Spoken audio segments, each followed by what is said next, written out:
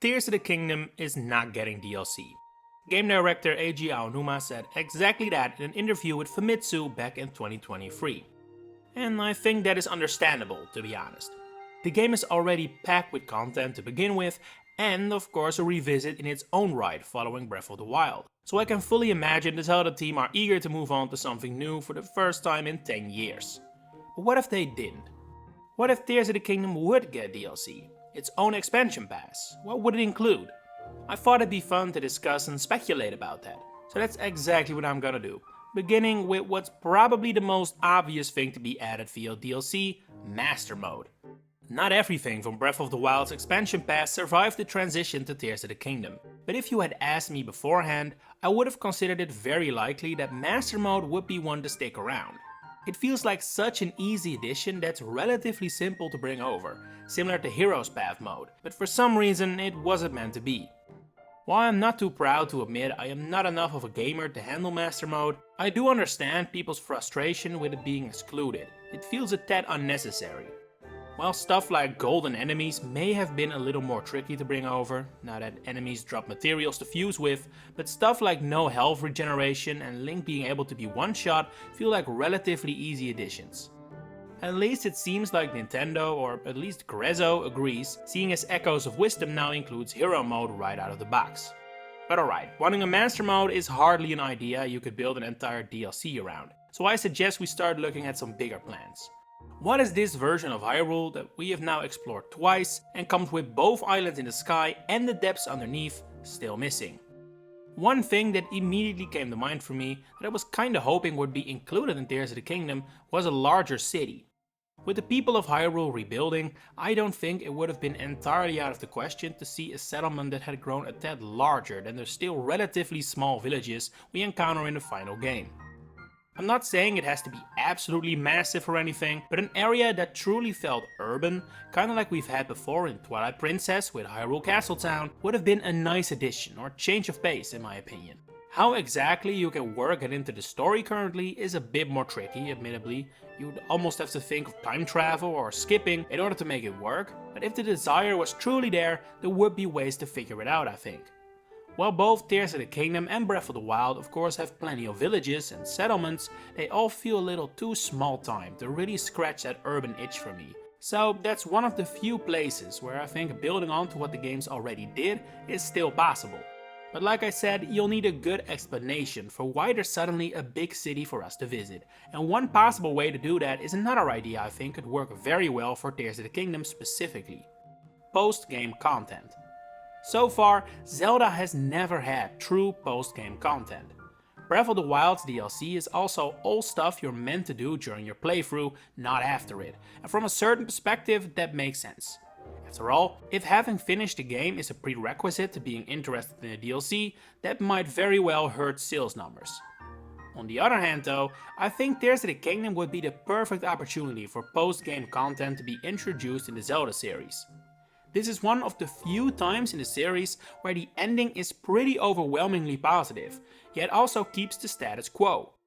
Most games end with the world significantly altered beyond recognition, making post-game content very hard to implement. Think Link's Awakening or Twilight Princess for example. Breath of the Wild ends in a similar position as Tears of the Kingdom, but the key difference lies in the state of Hyrule, I would say.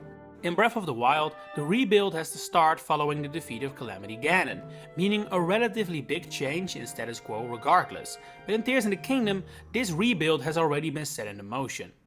The moment Ganondorf is slain in Tears, the world doesn't suddenly change. Hyrule will just continue its rebuild, perhaps at a bit faster pace now that their worries for the world have been lessened, but that's about it. And there is still a lot that could be done for Link and Zelda as well. There are plenty of new objects and places of interest to research and visit together, which could make for a great potential line of DLC quests. With the big bad Ganondorf truly eliminated from this incarnation of Hyrule, introducing smaller scale villains that can be dealt with during the course of one DLC questline is also an option. But to get back to Zelda and Link going on research trips together, kinda like we saw in the initial reveal trailer for Tears of the Kingdom, what could they be out there researching? Well, I would say there are two very obvious answers. Both locations Tears introduced that definitely feel like there's room for improvement. the Sky Islands and the Depths. I feel like these areas would make for prime expansion materials, not only because they lack a bit of depth, but also because it's easier to add a few new explorable places for them than for mainland Hyrule. What I would say both need the most is some sort of civilization, a settlement. For the Sky, your mind of course immediately goes to Skyloft, or some other remnants of Skyward Sword. But for the Depths, things are a bit more tricky, even if I think adding civilization here is arguably easier.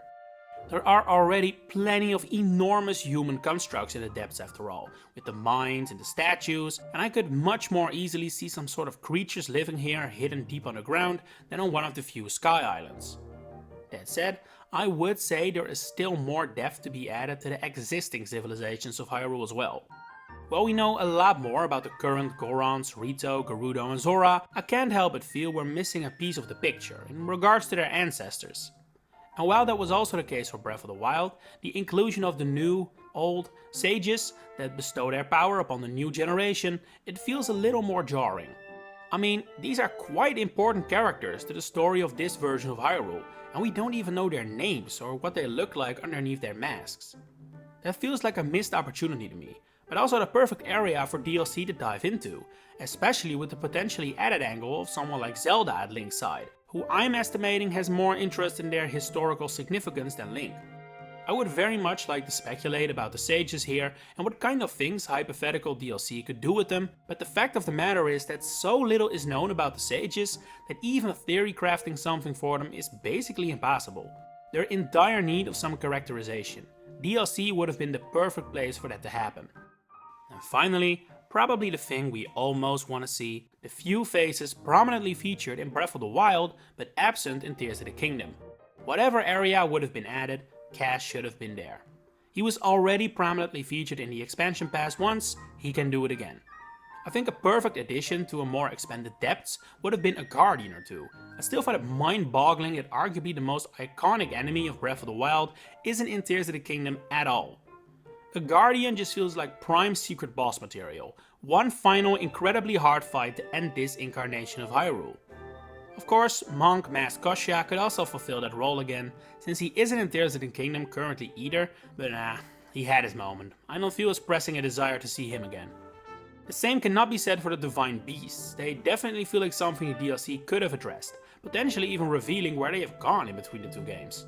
Similar to the sages, so little is known about their situation that speculation is basically impossible, but that alone illustrates perfectly why they would have been prime DLC material. Perhaps they could have also tied in the champions in this way to wrap everything up nice and cleanly, but I can understand why the champions would be left out. Their stories have definitely come to a satisfying end. So yeah, those are my thoughts about what DLC for Tears of the Kingdom could contain. But this is really just 50% of the question. I'm equally as excited to hear what you guys would have liked to see. Let me know in the comments below. If you enjoyed my takes, please consider giving the video a like and subscribing to the channel to stay updated on all my future Zelda content coming up. For now, thanks for watching and enjoy the rest of your day.